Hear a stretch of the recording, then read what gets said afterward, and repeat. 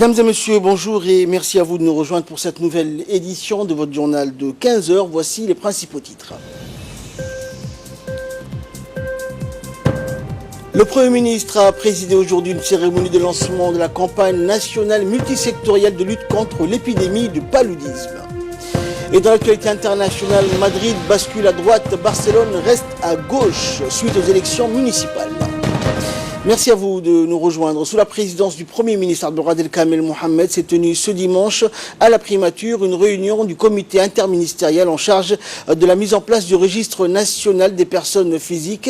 Plusieurs ministres concernés par la question ont pris part à la rencontre, dont celui de l'Intérieur, du Budget, de l'Éducation, du Travail, des Affaires sociales et des Solidarités, du secrétaire d'État à la décentralisation. Le directeur du cabinet de la présidence et le secrétaire général de la primature ont participé également à cette première réunion du comité interministériel. La réunion avait pour objectif d'explorer les voies et moyens d'exécution de la loi donc sur la mise en place du registre national des personnes physiques adopté lors du premier conseil des ministres du 21 janvier 2019.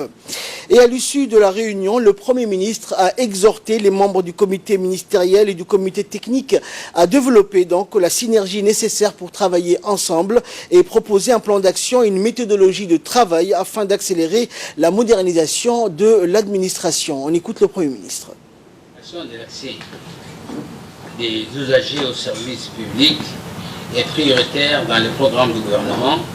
C'est dans ce sens-là que la loi numéro 39 AN 19, 8e législature du 21 janvier 2019 portant identification des personnes physiques en République de Djibouti et création de numéro national d'identification établissement d'un registre national a vu le jour. Ce fut un travail de longue haleine.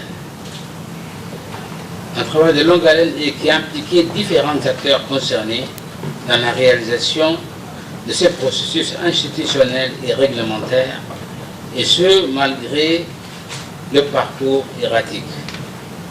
Ceci dit, pour une meilleure effectivité des engagements pris par le gouvernement dans le projet d'exécution de la mise en place du registre national biométrique, de l'identification des personnes physiques, un comité interministériel a été mis en place sous ma présidence afin de poursuivre et contrôler ce processus. Notre mission est diverse, mais se résume à la supervision, le contrôle et la prise de décision concernant des grandes orientations stratégiques de la phase d'exécution de ces projets. Notre comité interministériel est appuyé par un comité technique dont la présidence est assurée par le secrétaire général de la primature.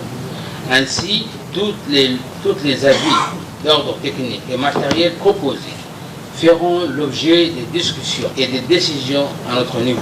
Je demande donc à la ferme volonté du président de la République de commencer le suivi des travaux de ces projets, ô combien importants dans l'amélioration des relations administration-administrée, mais aussi la modernisation de notre administration. Nous vous le disions donc au début de cette édition, le Palais du Peuple a abrité ce matin un important atelier de lancement de la campagne nationale multisectorielle de lutte contre le paludisme placée sous le patronage du Premier ministre. Organisé par le ministre de la Santé, Mohamed Warsama Diriye, cet atelier a réuni plusieurs membres du gouvernement, dont le ministre de l'Intérieur, la ministre des Affaires sociales et des Solidarités, le secrétaire d'État à la décentralisation et enfin le secrétaire d'État à la jeunesse et au sport. À noter également la participation de la maire de la ville de Djibouti, des officiels, des corps militaires, administratifs et civils, des représentants de plusieurs organismes internationaux ainsi que des membres des comités de santé représentatifs des quartiers.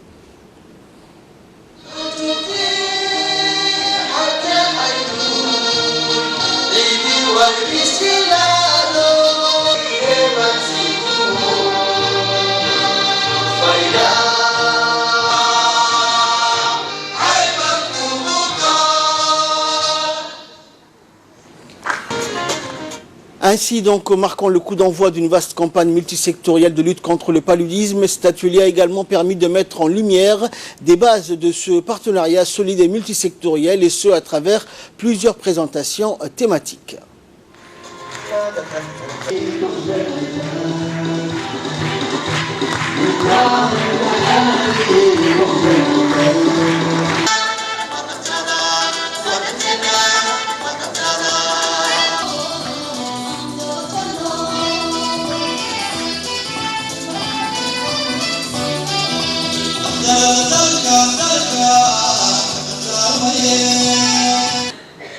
Le constat, comme vous le voyez, est assez alarmant. Bien qu'en 2012, retrouvé pour la première fois à Djibouti en 2012, suivant. Tout ça pour que les gens sachent quand ils voient de l'eau des autres.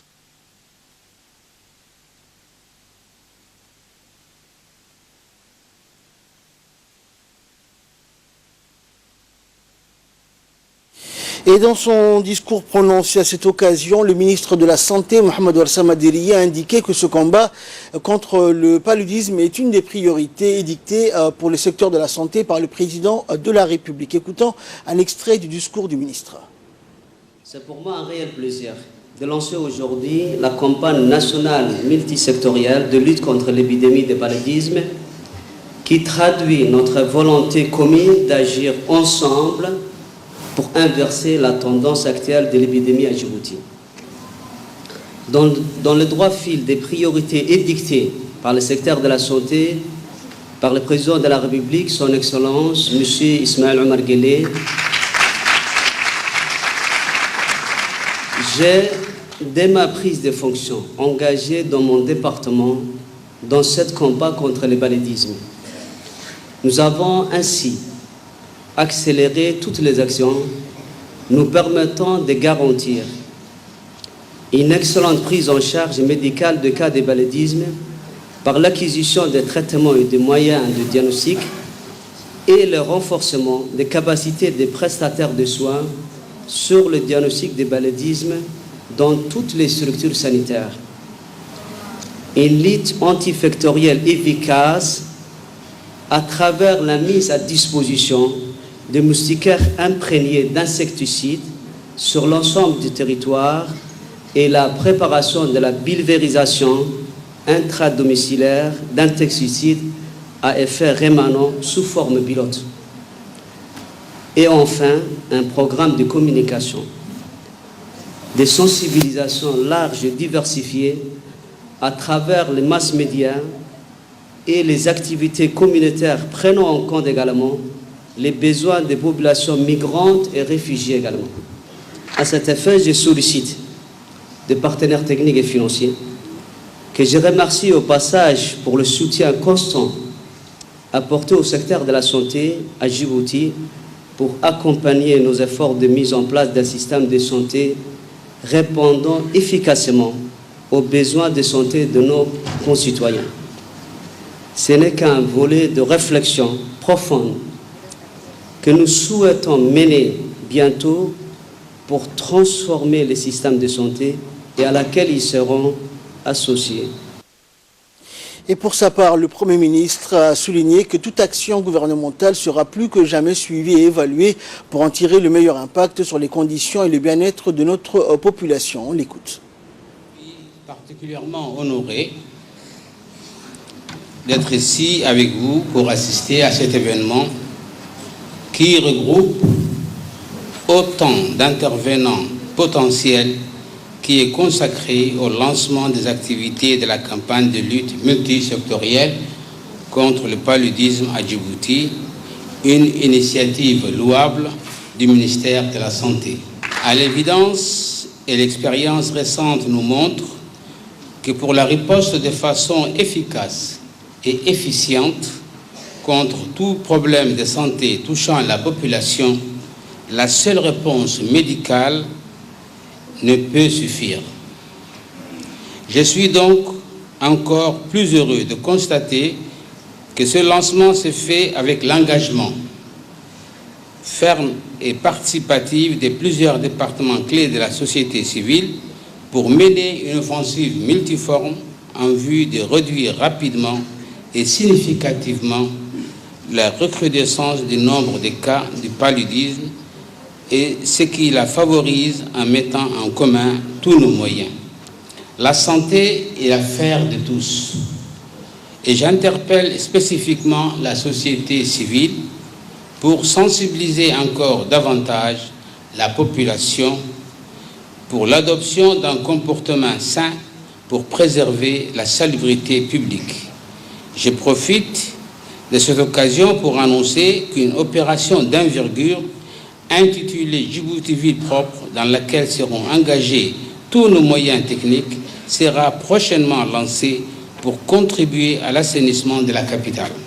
Aux côtés du ministère de la Santé, nous avons mobilisé tous les partenaires techniques et financiers, que je remercie au passage pour leur réactivité, ainsi que les départements ministériels concernés sur la problématique pour faire face à l'épidémie du paludisme, lesquels secteurs ont marqué mercredi dernier leur engagement respectif à contribuer chacun à ce qui le concerne à inverser la tendance de l'épidémie d'ici à la fin de l'année par la signature formelle des actions à entreprendre. À l'issue de cette période, le plan de riposte mis en œuvre sera évidemment évalué. Les leçons apprises capitalisées pour être utilisées chaque fois que nous aurons à faire face à une épidémie quelconque. Toute action gouvernementale sera désormais plus que jamais suivie et évaluée pour en tirer le meilleur impact sur les conditions et le bien-être de notre population. Élément clé de la feuille de route assignée au département ministériel par le chef de l'État. Pour la nouvelle équipe gouvernementale, les directives du président sont sans ambiguïté. On attend de nous une grande efficacité et plus de célérité dans notre travail, et le tout dans une grande cohésion et une meilleure synergie entre les ministères.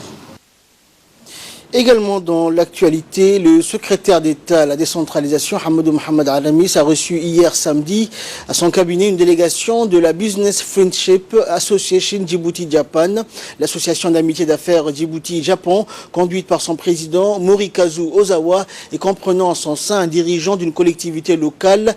Et la délégation a été accompagnée par l'ambassadeur de Djibouti au Japon, Ahmed Alaïta Ali, et son collègue du Japon à Djibouti, Koji Yonetani. À cette occasion, le secrétaire d'État Alamis a tout d'abord souhaité à la délégation la bienvenue et le bon séjour à Djibouti, tout en la remerciant d'être venue le rencontrer pour échanger sur les pistes envisageables de coopération dans les créneaux de la décentralisation et du développement local. Il a ensuite fait une brève présentation des missions de son département en insistant sur le fait qu'outre le rapprochement de l'administration des administrés, elles tendent à favoriser l'amélioration des conditions de vie des populations des zones rurales reculées. Il a précisé que le SED s'appuie dans les régions sur les services déconcentrés de l'État et les collectivités locales. Il a ajouté également que la décentralisation et le développement local font partie des priorités de la politique du chef de l'État au cours de son mandat actuel. Une formation sur la gestion des risques et des catastrophes et de la foule a eu lieu aujourd'hui à la caserne de la protection civile. Cet atelier a regroupé des institutions clés telles que la protection civile, la police nationale, afin d'améliorer et de systématiser la manière dont elles assistent les populations affectées.